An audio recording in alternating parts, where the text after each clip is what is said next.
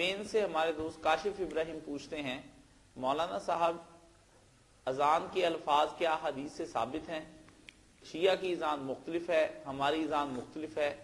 اس کی کیا ترتیب ہے؟ اس کی کتنے کلمات کی تعداد کتنی ہے؟ سندن کون سی بات زیادہ صحیح ہے؟ اس کے بارے میں فرما دیں۔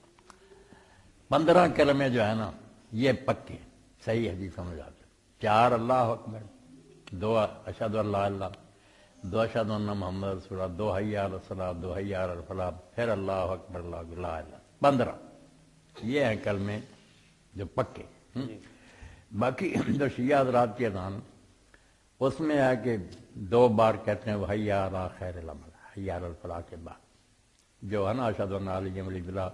یہ وہ خود ہی ان کے عالم مانتے ہیں کہ یار بناوٹی ہم نے ذہن سے یہ نکالا کہ سنیوں کو دکھ دیں، خود لکھتے ہیں کہ سنیوں کو چرانے کے لیے، ورنہ یہ کوئی اذان نہیں، بلکہ علماء لکھ دیتے ہیں چھوٹی سے چھوٹی کتاب میں لکھا کہ قصد جزیر کا ہے نا، اگر کہے کہ یہ اذان کا حصہ ہے تو اذان باطل ہو جائے گی، اذان برباد ہو جائے گی، کیوں اس نے ایک چیز کو اس کا حصہ بنا دیا جو نہیں، خود لکھتے ہیں کہ حصہ اسا کوئی نہیں، صرف کہتے ہیں تھوڑا بہت درمیان میں روک کرنا، حضرت علی کا ذکر کر دیتے ہیں سنیوں کو ستانے کے لیے،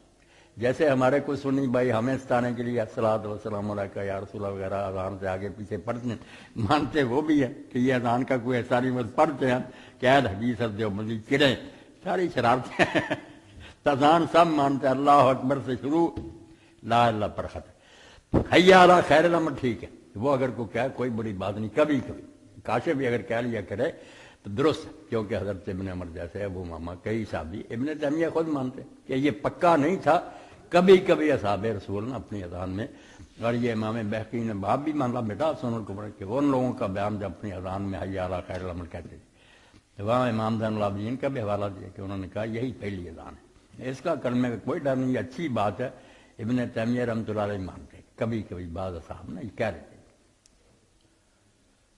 ان باتوں سے کچھ فرق نہیں پڑتا، سب ٹھیک ہی ٹھیک ہے۔